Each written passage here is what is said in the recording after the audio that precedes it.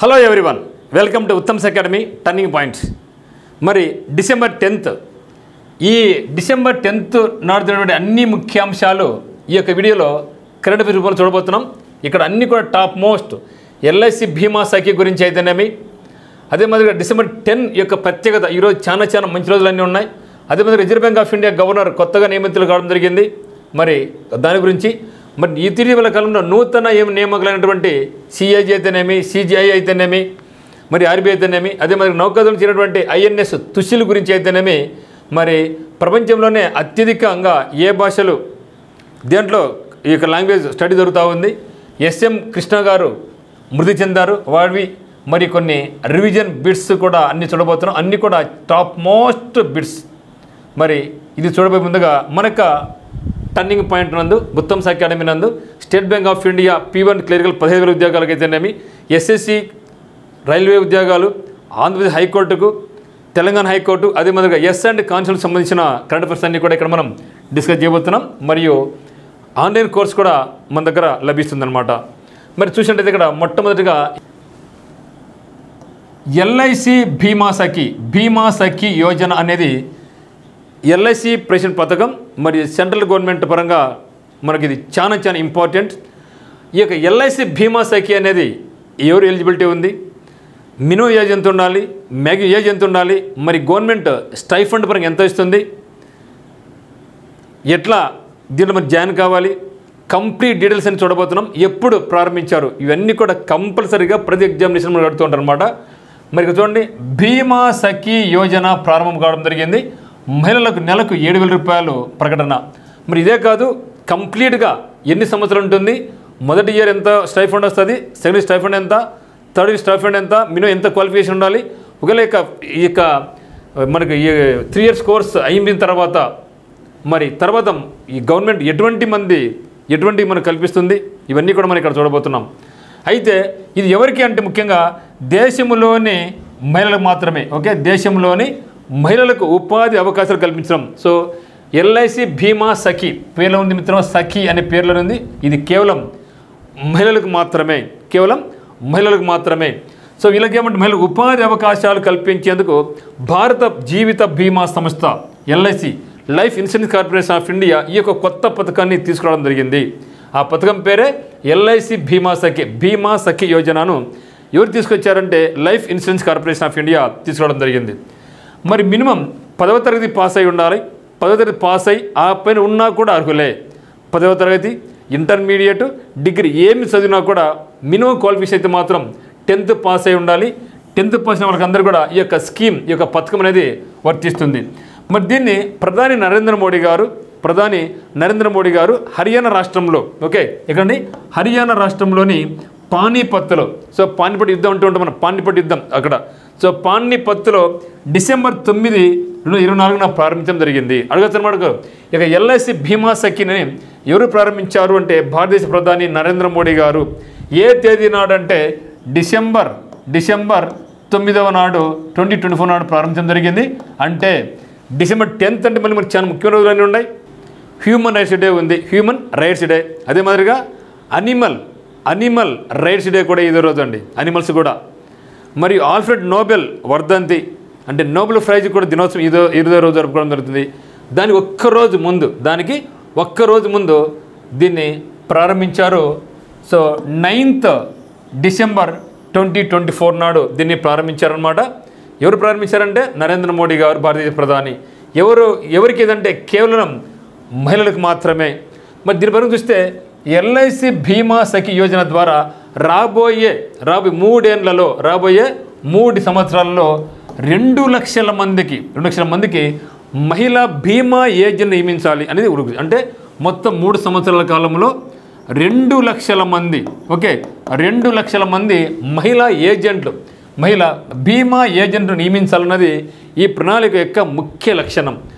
దీనికి minimum qualification ఏముండాలంటే 10వ తరగతి పాస్ అయ్యి మినిమం 18 ఏళ్ళు ఉండాలి. 70 ఏళ్ళ వరకు కూడా మహిళలకు ఆర్థిక సహాయం అందించడమే ఈ పథకం యొక్క ముఖ్య ఉద్దేశం. సో మినిమం 18 ఏళ్ళు ఉండాలి. మ్యాక్సిమం 70 ఏళ్ళ వరకు ఉన్నటువంటి మహిళలకు మాత్రమే ఇది వర్తిస్తుంది. వాళ్ళకు ఆర్థిక సాధికారత కల్పించడానికి ఈ యొక్క స్కీమ్ను ఎల్ఐసి ప్రవేశపెట్టడం జరిగింది. దీని యొక్క ముఖ్య లక్ష్యం ప్రైమరీ టార్గెట్ ఏమంటే మహిళలకు ఉద్యోగ అవకాశాలు కల్పించడం మరియు ఆర్థికంగా అక్షరాస్యత పరంగా అయితేనేమి బీమాపై అవగాహన కల్పించడం దీని యొక్క ప్రైమరీ గోల్ అన్నమాట.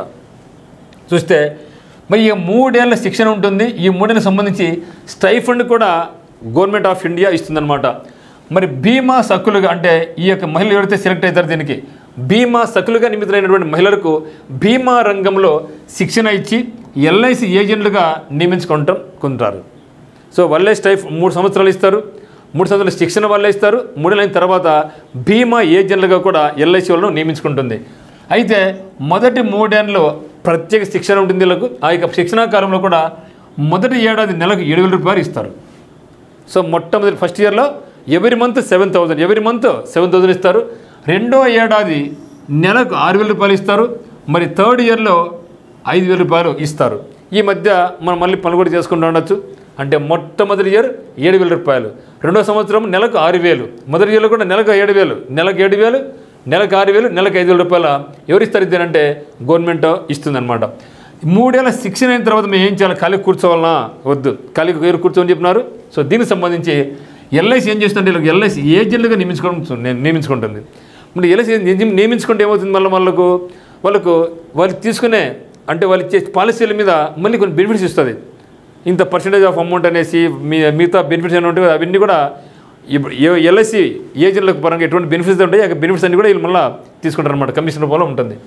అదే 10th క్లాస్ అయితే ఏజెంట్లు. ఒకవేళ మీరు డిగ్రీ వాళ్ళైతే ఎల్ఐసి డెవలప్మెంట్ ఆఫీసర్స్గా అవకాశం కల్పిస్తారు. చూసారా? ఎల్ఐసి డెవలప్మెంట్ ఆఫీసర్ అంటే దాదాపు దాని శాలరీ 1 lakh రూపీస్ వస్తుంది ఎల్ఐసి డెవలప్మెంట్ ఆఫీసర్గా. అంటే మీ డిగ్రీ అంటే కంప్లీట్ అయితేనే మీకు ఇవ్వరు. దానివల్ల వాళ్ళు ఒక చిన్న టెస్ట్ పెడతారు. ఇవన్నీ చేసుకుని ఫుల్ఫిల్ అయిన తర్వాతనే అంటే జనరల్గా ఇప్పుడు చూసినట్టయితే ఎల్ఐసీలలో ఏజెంట్లు కానీ డెవలప్మెంట్ ఆఫీసర్లు కానీ చాలా తక్కువ ఉంటారు మహిళలు.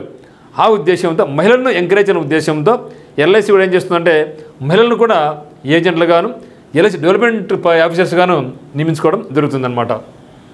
తర్వాత December 10th ప్రత్యేకత. సో December 10 యొక్క ప్రత్యేకత చాలా ఉందండి. ఎందుకంటే ఈరోజు December 10వ రోజు చూడు ఎన్ని ఉన్నాయో ప్రతిదీ దానికి అదే ఇంపార్టెంట్. అందులో December 10th అంటే మనకు గుర్తుకొచ్చేదంటే అంతర్జాతీయ మానవ హక్కుల దినోత్సవం. అంతర్జాతీయ మానవ హక్కుల దినోత్సవం అంటే ఇంటర్నేషనల్ హ్యూమన్ రైట్స్ డే. మరి ఇదే రోజు మనుషులకి కాదండి జంతువులకు కూడా. ఎవరికి? జంతువులకు కూడా. సో ప్రపంచ జంతువుల హక్కుల దినోత్సవం. సో మానవులకే కాదు హక్కులు అనేది జంతువులకు కూడా. అంటే ఈ భూభాగంలో నివసించేటువంటి జంతువులకు కూడా హక్కుల దినోత్సవం ఇదే రోజు. ఇంటర్నేషనల్ అనిమల్ రైట్స్ డే ఇదే రోజు. తర్వాత ఆల్ఫ్రెడ్ నోబెల్ వర్ధంతి ఈరోజు. So Alfred Nobel death anniversary. ఈయన ఎప్పుడు చనిపోయినంటే December 10, 1896. జనరల్గా ముఖ్యమైన వ్యక్తులు చనిపోయిన రోజు కాకోకుండా వారికి పుట్టినరోజు ఇంపార్టెంట్ ఏదో జరుపుకుంటారు. కానీ నోబెల్ వర్ధంతి రోజు అయినటువంటి December 10వ తేదీ నాడు ఆ రోజు నోబెల్ ప్రైజ్లు ఇవ్వడం జరుగుతుందన్నమాట. అందుకనే నోబెల్ ప్రైజ్ డే. సో ముందుగా ప్రకటిస్తారు. కానీ December 10th నాడు అయితే మాత్రం అందరికీ ప్రదానం చేయడం జరుగుతుంది ఇక నోబెల్ అవార్డ్స్ అనమాట. అయితే మనకు డౌట్ వస్తుందన్నమాట ఇక్కడ. సార్ ఇక్కడ మనకు ఏముంది? ఇక్కడ ఇంటర్నేషనల్ అనిమల్ రైట్స్ డే ఉంది కదా. మరి October 4th దీనికి ఏమి అంటే మరి October 4th ఏమంటే వరల్డ్ అనిమల్ డే. కానీ అయితే December 10th ఏమంటే ఇంటర్నేషనల్ అనిమల్ రైట్స్ డే. దీన్ని మీరు ఈజీగా గుర్తుపెట్టుకోండి చాలా జాగ్రత్తగా. మరి 2024 ఈ యొక్క వరల్డ్ అనిమల్ డే యొక్క థీమ్ ఏమంటే the world is their home too. So ప్రపంచం అనేది జంతువులకు ఇల్లు కూడా. ఓకే, ప్రపంచం అనేది జంతువులకు ఇల్లు కూడా అనేది 2024 నాటి థీమ్ అనమాట. ఇది మనకు చాలా ఇంపార్టెంట్. మరి అదే మాదిరిగా కొత్త new reserve bank of India గవర్నర్గా మనకు సంజయ్ మల్హోత్రా గారు రిజర్వ్ బ్యాంక్ ఆఫ్ ఇండియాకు నూతన గవర్నర్గా నియామకం చెప్పడం జరిగిందనమాట. మరి ఈయన 1990 బ్యాచ్కి సంబంధించిన ఐఏఎస్ ఆఫీసర్, రాజస్థాన్ క్యాడర్. మరి ఈయన ఇప్పుడు revenue secretary in ministry of ఫైనాన్స్లో పనిచేస్తున్నారు. ఓకే, ప్రస్తుతం ఈయన మినిస్ట్రీ ఆఫ్ ఫైనాన్స్లో రెవెన్యూ సెక్రటరీగా పనిచేస్తున్నారన్నమాట. మరి ఈయన సంజయ్ మల్హోత్రా గారు ఇప్పుడు రిజర్వ్ బ్యాంక్ ఆఫ్ ఇండియాకు నూతన గవర్నర్గా మరి 26వ గవర్నర్గా ఈయన నియమితులు కావడం జరిగింది. అయితే ఈయనకు దాదాపుగా ఈయన కెరియర్లో 33 సంవత్సరాల సుదీర్ఘ అనుభవం కూడా ఉందన్నమాట. ఈయన తన 30 జీవిత వృత్తిలో విద్యుత్తు, ఫినాన్సు, పన్నులు, ఐటీ మరి గనుల రంగాల్లో కూడా పనిచేసినటువంటి అనుభవం మన సంజయ్ మల్హోత్రా గారికి ఉందన్నమాట. మరి ఈ యొక్క reserve bank of India governor ఎవరైతే నియమితులు కావుతారో వాళ్ళకు 3 సంవత్సరాలు ఇక్కడ వాళ్ళు పని చేయొచ్చు. మరి ఈయన వచ్చేసి కంప్యూటర్ సైన్స్ గ్రాడ్యుయేట్స్ ఎక్కడి నుంచి ఐఐటి కాన్పూర్ నుంచి, అదే మాదిరిగా అమెరికాలోని ప్రిన్స్టన్ యూనివర్సిటీ నుంచి కూడా పబ్లిక్ పాలసీలో మాస్టర్స్ డిగ్రీ పొందారు ఈయన. మరి మిస్టర్ మల్హోత్రా గారు ఇప్పుడు 25వ గవర్నర్గా ఉన్నటువంటి శక్తికాంత దాస్ ప్లేస్లో, సో శక్తికాంత దాస్ గారు 25వ governor reserve bank of India గవర్నర్గా ఉన్నారు. ఆయన టెన్యూర్ కంప్లీట్ కావడం జరిగింది. ఆయన ప్లేస్లో ఇప్పుడు మనకు సంజయ్ మల్హోత్రా గారు రావడం జరిగింది. ఈ టెన్యూర్ 10th డిసెంబర్ 2024 నాటికి మనకు reserve bank of India Shaktikanta Das governor ఉన్నారు కదా, ఆయనకు టెన్యూర్ అడిగి కంప్లీట్ కావడం జరిగిందనమాట. So mister Das was appointed in the 25th governor of reserve bank of India December 12th, 2018 after the abrupt exit. ఇది చాలా ఇంపార్టెంట్. అబ్రప్ట్ ఎగ్జిట్ అంటే ఆకస్మికంగా నిష్క్రమించారన్నమాట. ఆ రోజు రిజైన్ చేయడం జరిగింది. అప్పుడు చాలా కష్ట పరిస్థితులలో అప్పుడు శక్తికాంత దాస్ గారు రిజర్వ్ బ్యాంక్ ఆఫ్ ఇండియాకు గవర్నర్ నియమించబడడం జరిగింది. ఆయన తనకి టెన్యూర్లో అంటే 2018 నుంచి 2018 నుంచి 2024 దాదాపు 6 సంవత్సరాలు ఆయన రిజర్వ్ బ్యాంక్ ఆఫ్ ఇండియాకు చాలా మంచి పేరు తెచ్చారు. అనేక అంతర్జాతీయ అవార్డు కూడా పొందడం జరిగింది శక్తికాంత దాస్ గారు. మరియు ఇదే సమయంలో కోవిడ్ రావడం జరిగింది. ఒక పక్క నోట్ల రద్దు జరిగింది, కోవిడ్ ఒక పక్క ఉంది. అయినా కూడా ప్రపంచంలో అన్ని బ్యాంకుల కంటే రిజర్వ్ బ్యాంక్ ఆఫ్ ఇండియా స్ట్రాంగ్గా నిలిచింది. దానికి మెయిన్ కారకులు ఎవరంటే శక్తికాంత దాస్ గారు. మరి ఈ యొక్క రిజర్వ్ బ్యాంక్ ఆఫ్ ఇండియా ఎప్పుడు ఎస్టాబ్లిష్ చేస్తారంటే 1st April 1935లో ఏర్పాటు చేయడం జరిగింది. అంటే రిజర్వ్ బ్యాంక్ ఆఫ్ ఇండియా ఎప్పుడు ఏర్పడంటే April 1వ తేదీ నాడు 1935 నాడు. అంటే మొట్టమొదటిగా రిజర్వ్ బ్యాంక్ ఆఫ్ ఇండియా అనేది కోల్కతా ప్రధాన కార్యాలయంగా ఉండేది. ఆ తర్వాత దాన్ని 1937లో ముంబైకి పర్మనెంట్గా మనకు reserve bank of India headquarters మనకు ముంబైలో ఉందన్నమాట. సో 1937లో permanently move to Mumbai. So first Indian governor of reserve bank of India ఎవరంటే C D Deshmukh. So 11th August 1943 నుంచి 30th June 1949 వరకు సిడి దేశ్ముఖ్ గారు, అంటే మనకు ఇండిపెండెన్స్ రాకముందే 1943 కదా, రాకముందే సిడి దేశ్ముఖ్ గారు రిజర్వ్ బ్యాంక్ ఆఫ్ ఇండియా గవర్నర్గా, అంటే భారతీయుడు అనమాట. సో ముందు ఓ స్మిత్ ఉన్నాడు. సో ఈయన 3వ గవర్నర్, మొట్టమొదటి ఇండియన్ కూడా. So RBI consist of reserve bank of ఇండియాలో ఒక గవర్నర్ ఉంటారు, మరి 4 డిప్యూటీ గవర్నర్స్ ఉంటారు. ఇక రిజర్వ్ బ్యాంక్ ఆఫ్ ఇండియాలో ఒక గవర్నరు మరియు 4 డిప్యూటీ గవర్నర్స్ కూడా ఉంటారనమాట. మరి the inaugural office holder as was the British banker sir O Smith గుర్తుపెట్టుకోండి. ఓకే, ఓస్బోర్న్ స్మిత్ అనుకోండి. While C D Deshmukh was the first native Indian governor. Okay, C D Deshmukh 3rd reserve bank of ఇండియాకి governor మరియు మొట్టమొదటి Indian origin, అంటే మొట్టమొదటిగా ఇండియాలో ఉన్నటువంటి వ్యక్తి రిజర్వ్ బ్యాంక్ ఆఫ్ ఇండియా గవర్నర్గా నియమితులు కావడం జరిగింది. ఈయన టెన్యూర్ ఎంత 5 years 323 days ఈయన చేయడం జరిగిందనమాట. అయితే ఇక రిజర్వ్ బ్యాంక్ ఆఫ్ ఇండియాకి ఇంతవరకు 26 మంది గవర్నర్గా ఉన్నారు కదా. ఇక 26 మంది గవర్నర్లలో అంటే ఈ ప్రజెంట్ 25th అయిపోయినారు, 26th ఉన్నారు. అంటే ఈ 25 గవర్నర్లలో లాంగెస్ట్ పనిచేసింది ఎవరంటే రాముడు అని గుర్తుపెట్టుకోండి, రామ. సో రాముడు అనేక సంవత్సరాలు జీవించాడు అని గుర్తుపెట్టుకోండి. So longest serving reserve bank of India governor అంటే sir Benegal Ramarao.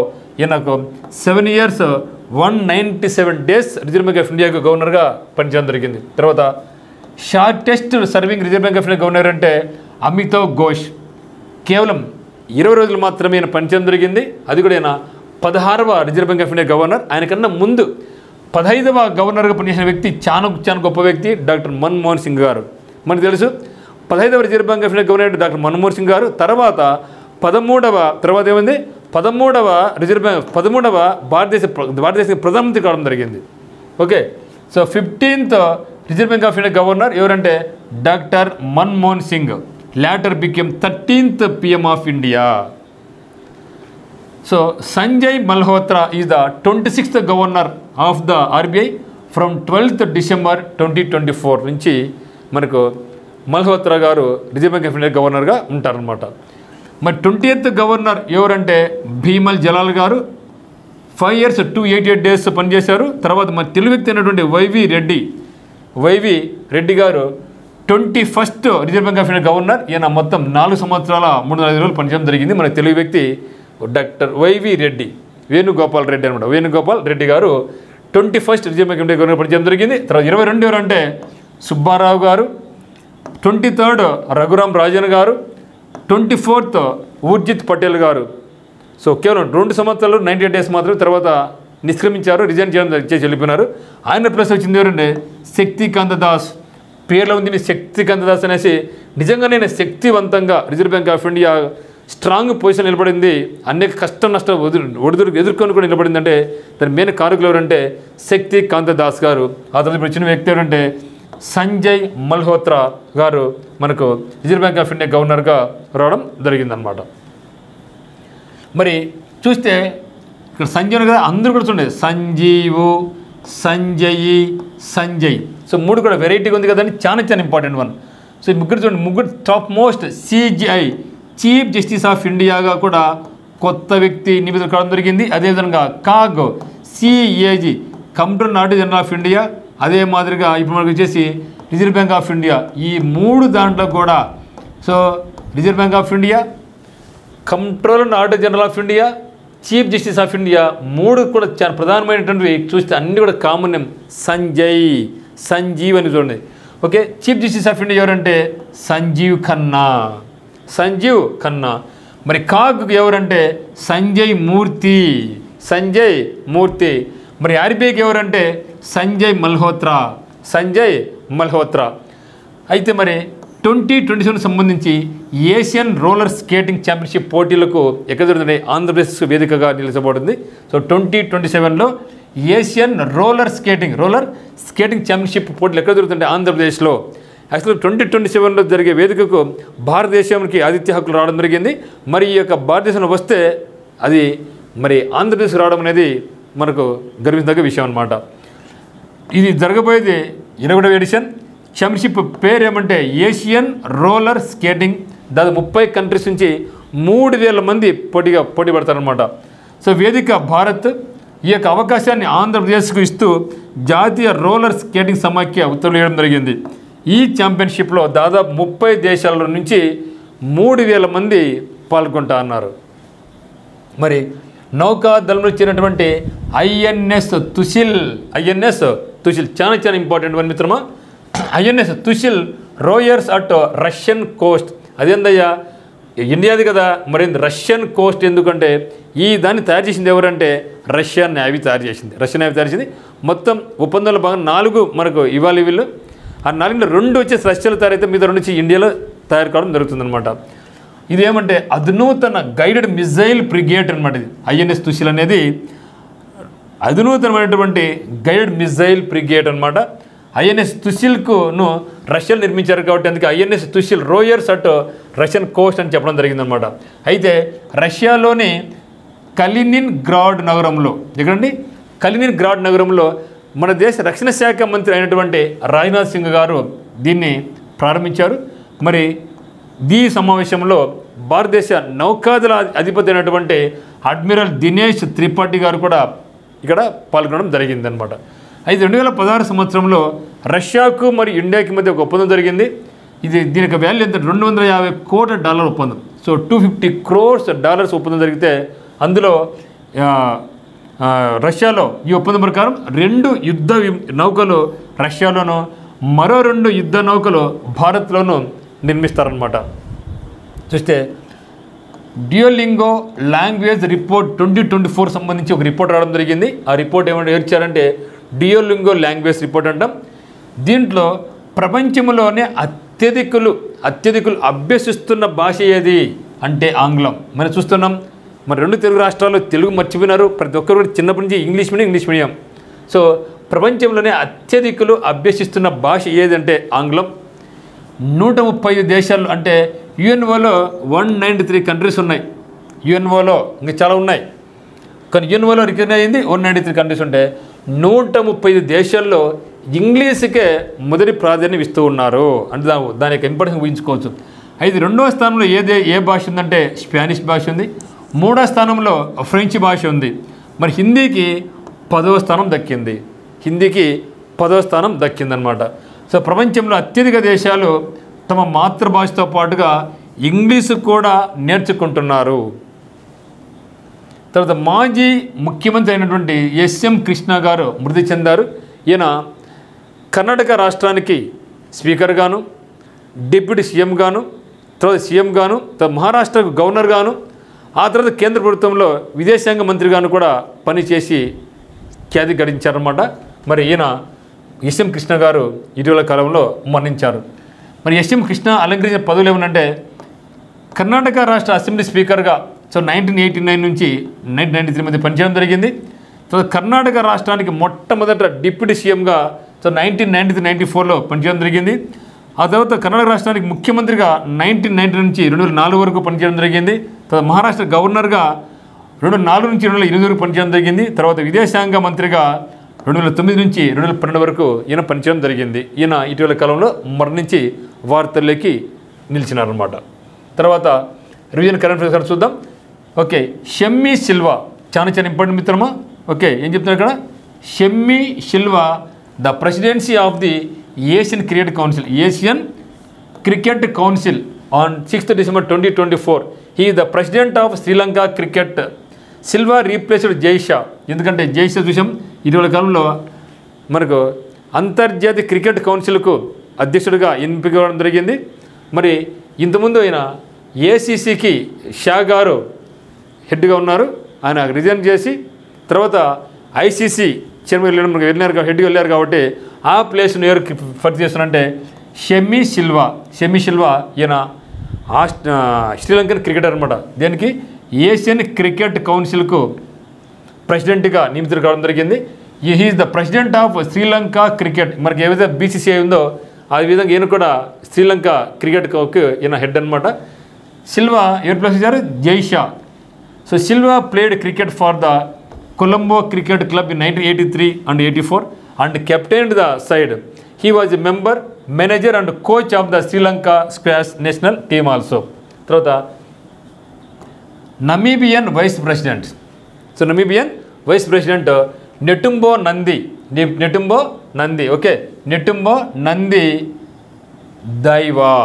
దైవా was elected as the country's president. Okay, so ఇప్పుడు నమీబియా కేవలం విండ్హాక్ యొక్క ప్రెసిడెంట్గా నెతుంబో నంది దైవా ప్రెసిడెంట్గా ఎన్నిక కావడం జరిగింది. She secured more than 57% of the votes. ఎన్నికల్లో మీకు 57% ఓట్లు పోలైనంత 57% మీకు గెలుచుకోవడం జరిగింది. While her closest rival Panduleni Itula garnered 26% in the recent elections. Okay, Netumbo became the first female president of Namibia. ఇది మనకి ఇంపార్టెంట్. సో నమీబియాకు మొట్టమొదటి మహిళా ప్రెసిడెంట్ ఎవరంటే నెటుంబో నంది దైవాన్ని గుర్తుపెట్టుకోండి. తర్వాత union minister of consumer affairs, food and public distribution Prahlad Joshi launched the public distribution system PDS, public distribution system supply chain optimisation tool Annachakra. ఇది చాలా ఇంపార్టెంట్. అన్నచక్ర దేనికి? ఇదే PDS, పబ్లిక్ డిస్ట్రిబ్యూషన్ సిస్టమ్. మనం బియ్యం ఉచిత బియ్యం ఇస్తాం కదా, అది అనమాట. అన్నచక్ర అండ్ స్కాన్ అంటే ఏమంటే subsidy claim application for NFSA portal on 5th December 2024. This was development in partnership with the partnership and World Food Program and IIT Delhi. The system leverages advanced algorithms to optimize the food grain movement across the country's logistic network. తర్వాత union minister for education Dharmendra Pradhan. So సెంట్రల్లో union minister ఎవరు? Education కంటే ధర్మేంద్ర ప్రధాన్. ధర్మం కంటే education Dharmendra Pradhan launched the PME Vidya DTH 24/7. Okay, PME Vidya DTH 24/7 channel for Indian sign language ISL in New Delhi on 6th December 2024. The channel is devoted to the promotion of Indian Sign Language and has been conceptualized to promote ISL as language and a subject. So ఇది మిత్రమా. So ఇవన్నీ కూడా చాలా important. మీరు first time చూస్తుంటే మన channel subscribe చేసుకోండి, like చేయండి, షేర్ చేయండి. మీకు డౌట్స్ ఉంటే కమెంట్ చేయండి. మీకు ఆంధ్రప్రదేశ్ హైకోర్టు సంబంధించిన కోర్సు కావాల్సిన వాళ్ళు ఉత్తమ్ సెకండ్ యాప్ డౌన్లోడ్ చేసుకోండి. అదేవిధంగా state bank of India SSC కావాల్సిన వాళ్ళు కూడా మనకు ఉత్తమ్ సెకండ్ యాప్ నందు కోర్సు లభిస్తుంది. ఆన్లైన్ ఆఫ్లైన్ ఉంటుంది. ఇంట్రెస్ట్ ఉన్న వాళ్ళైతే మీరు డైరెక్ట్గా రావచ్చు. So thank you.